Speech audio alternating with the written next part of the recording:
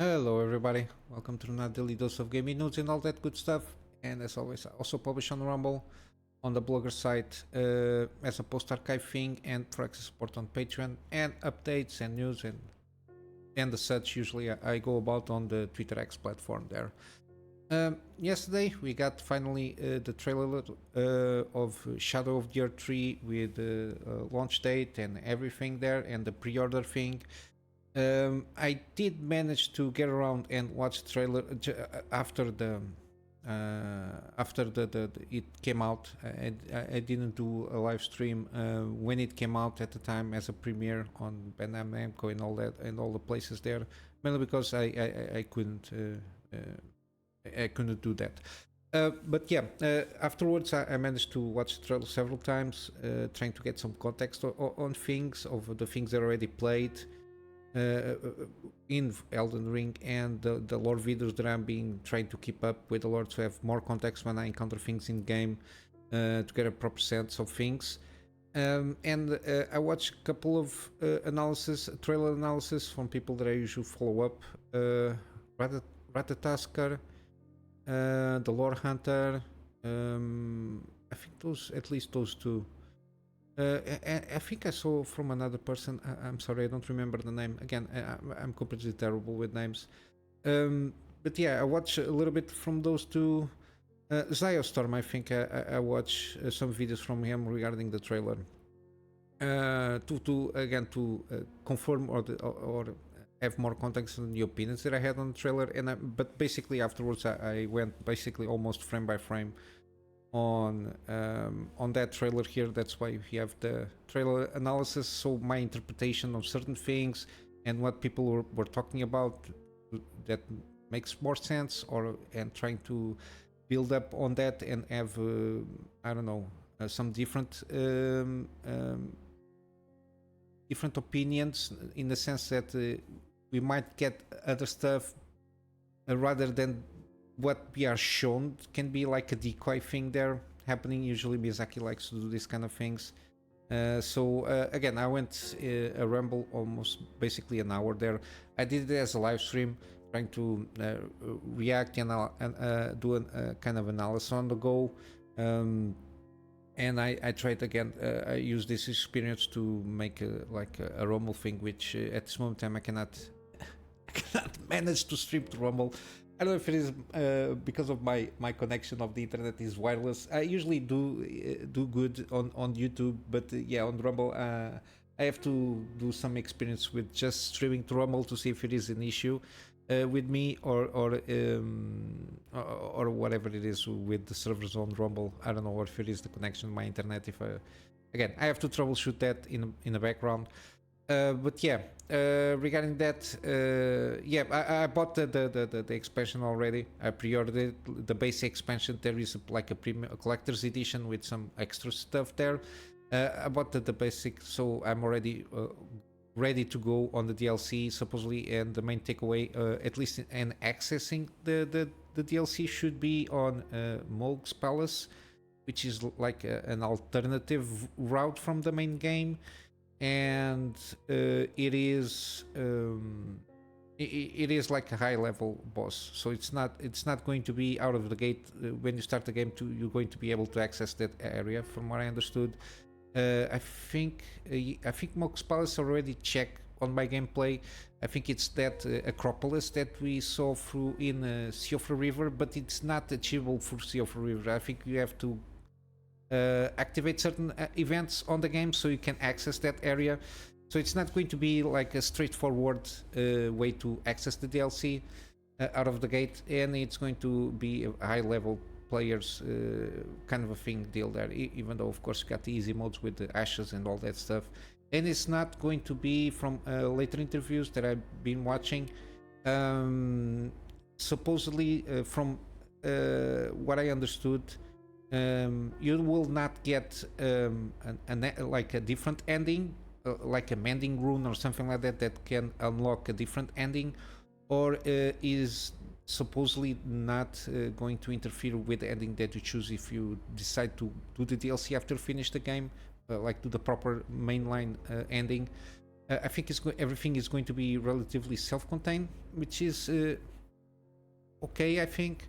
Even though because it's very Michaela-centric, I thought it would be kind of interesting if they had like a mending room from Michaela. I don't know, but yeah, the thing is with the DLC is it's not a travel, a time travel kind of a thing there. It's in the same timeline per se. It's just a continuation of the world. But it's kind of a shadow realm. Something the teasers with the trailer was more about it's where America first first steps, and in that it was in that Shadowland that she became an Empyrean, from my understand, and raised itself to god status.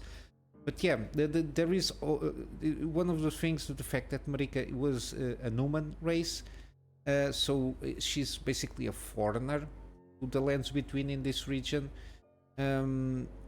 Yeah, I think she just disembarked there on that the Shadowland, for lack of a better word, and basically she rises up to the status of godhood and through the Empyrean path, I suppose, in there, and it deals with a lot of stuff. There is pre Elden Ring per se, Elden Ring in terms of the world timeline there, because we saw a lot of Crucible elements there. I assume she arrived just before the Crucible. I assume after the Dragon era basically finished, because then basically we had the Crucible around that time, and that's when she basically rises through that era of Crucible, and then rose up to godhood to institute the Elden Ring. Then I assume there is a lot of speculation what happened to Farum Azula between that time. I think the Elden Ring came, and then Farum Azula just went to kaputs in the heavens, and then basically the Elden Ring order established there in the lands between. Again, it's a lot of stuff that I've been watching and having some context on the lore itself. But yeah, very interesting. The interviews that Miyazaki told. We're going to get more weapon classes, more stuff happening, more variety, more again more enemies. Finally, we're going to get again a swamp, a huge swamp, not those little areas with poison swamp. I think it's like a proper swamp this time around. But yeah, other than that, later today we're going to have the Prey gameplay series continuation. We are basically on the stretch, like in the later stages of the game, and yeah, then I will have to see what I'm going to do, if I'm going to start up a new series or if I'm going to focus a little bit more on the live stream. I probably will start another game, because until 21st of June I suppose I have enough time to do my proper playthrough of Elden Ring. But yeah, we will see how it goes. But yeah, regarding news, we finally have confirmation of the games. That Xbox showcase thing that happened with those heads on Phil Spencer, Sarah Bond, and the other guy. I completely forgot his name. I'm sorry. The head of Xbox Game Pass. And we got confirmation the multi-platform games that they are going to try out there, which is Grounded, Pentiment, Hi-Fi Rush, and Sea of Thieves. Sea of Thieves makes sense because like I think it's a kind of multiplayer pirate game kind of thing there, happening similar to Black Flag, Assassin's Creed Black Flag, kind of the naval aspect of that. I think it's very similar to that. Hi-Fi Rush it's something that came out of the gate at the time, like a surprise drop. So I think there wasn't a lot of planning around, so they think they can experiment this. In fact, it is like a rhythm game, something very accessible, something that it's easy to get into usually. Pentiment, it's one from Obsidian, again a little bit of the usual path that Obsidian games do. It might be like an experiment to try out with kind of indie games. And then Grounded, I don't know which kind of game is this. Also from Obsidian, co-op survival adventure. Okay, a co-op thing. So it's basically Grounded in Sea of Thieves, the ones that are more online kind of thing they specify there. But yeah, this is basically the press release from them, just confirming the games themselves, and they will come to both Sony and Nintendo Switch platforms. I think they already have all of them in PC, which is usually something that now Xbox just launches everything on PC day one also. But yeah, yeah, not much else to tell. The rest is just press release and for the future plans and the games, upcoming games. Just try to hype up there. We got also some news from Elden Ring. Supposedly they surpassed 23 million copies worldwide. Again, this is shipped over 23 million units globally. Supposedly this figure is derived from distribution figures of the package version, so the physical version, and sales of figures of downloadable versions. Again, this is not counting with the pre-orders of the DLC because it just launched yesterday. So the I don't know if these 3 millions or the roundabouts are things that they were shipped but not sold, and they are a little bit counting on that. But in terms of sales, you got around 20 million copies, which is good. I think they are, even though I think they are trying to imply that they sold another 3 millions in the span of 1 year. I don't know. But yeah, I think the sales will ramp a little bit more in Elden Ring. I think a lot of people bought the game in the last Steam sale. That's when at least I bought the game. I was waiting for a good deal, and I think I bought it 40% off or 30% off. I'm not sure. I don't remember. I mentioned that when the on the videos. I think it was in December, not mistaken. But yeah, and this that allowed me to just pre-order the money I saved from from the game, which is around $20. So basically, my personal mind here, I just bought the DLC instead of $40. I just bought for $20, give or take, because I got $20 discount almost on the purchase of the base game. So, but yeah, even the fact that the expansion, they didn't refer to it pretty much as DLC. They referred, at least from Bandai Namco and FromSoftware, they mentioned this as an expansion. And from what I understood in terms of areas, is like of all Limgrave maps, so west, east Limgrave, and the Weeping Peninsula is also part of Limgrave technically. And I think they are trying to make it sound that we will have like an underground map maybe. Like we have Siofra River kind of a thing there. Yeah, I think it's going to be very interesting to see how this goes. But yeah, around 20 million. I think they until 20 June they will sell a little bit more. Maybe they will do, because there is already a special version for the base game and the DLC. I don't know if they're going to make like a discount kind of a thing, like 1 month before the launch of the DLC, to try to ramp up the little bit of sales there. Again, 21 June, as I mentioned, the rumors yesterday or the day before. I think it has to do more with the quarters, even though they are still finalizing some Q&A things on the DLC itself. I think it's mainly aiming because of the quarter interest, because it's June, middle of the year. It's part of the second quarter of the year, if not mistaken.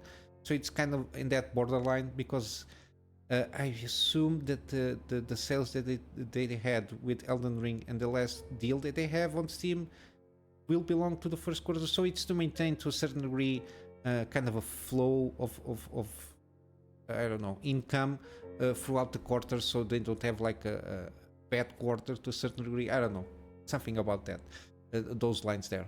But yeah, but that's basically what I have to tell about Elden Ring. More in-depth thing, again, I've got the trailers and I go a little bit scattered around in some thoughts here and there. But yeah, some interesting things pop up in my mind while I was watching basically almost frame by frame. We got the continuation from software. Again, with all these interviews regarding the Shadow of the Earth 3, of course, this is going to always pop up the question regarding the remake or remaster of Bloodborne. And again, Miyazaki already spoke about this several times, at least to my knowledge, that Bloodborne is not a FromSoftware IP. It is from Sony, so from PlayStation IP, completely owned by them. And that's why basically we only had like one Bloodborne, and and it's basically exclusive to PlayStation platforms there. Again, from his part, again, it's something very important. It's a game that it's very dear and close to his heart. He's open, of course, on working with it, with that IP. But yeah, no contacts supposedly were made. But yeah, and no news regarding anything regarding Bloodborne coming like a remastered version to PC. Again, I think PlayStation is doing a lot, committing some mistakes here, at least on the PC market. I can understand that they want to launch on Xbox as a sticking point of having their things on their platform, but I think PC, it's like something, if they open up more, and I think they might be open in launching this kind of games, like remaster, for example, or a remake Bloodborne in the same way that Demon Souls is in launching on PC, because I think their ports, especially on first-party games, from which one, like Days Gone. I don't know if I'm not sure if the games I'm going to be setting are all first party. Some of them are not for sure. But maybe first part studios, but from the Horizon series, we got Ratchet and Clank. Also, we got The Last of Us. We got Days Gone. We got God of War.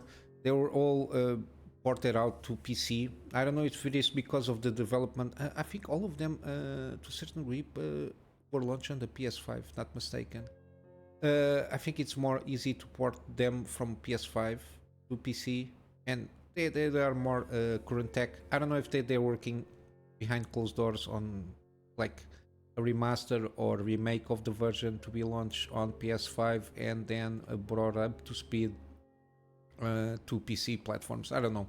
It would be good because it's one of those games that I kind of like the themes they approach here of the hunter, the blood, the eldritch kind of vibes there, and the Victorian age. I really like this kind of environment.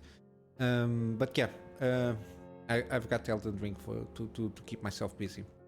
But yeah, basically this is all the news that I got, because the space news was very busy with Shadow of the Earth 3, fortunately, which is a good sign that everybody really wanted the confirmation, at least a launch date.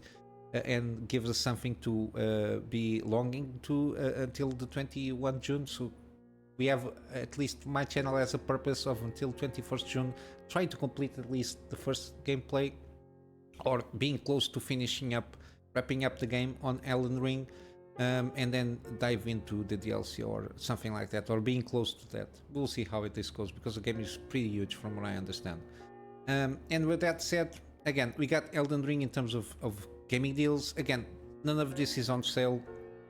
Yeah, we got now the Elden Ring Shadow of the Earth 3 edition. So basically, from what I understand, this is the game and the oh my god, the DLC itself.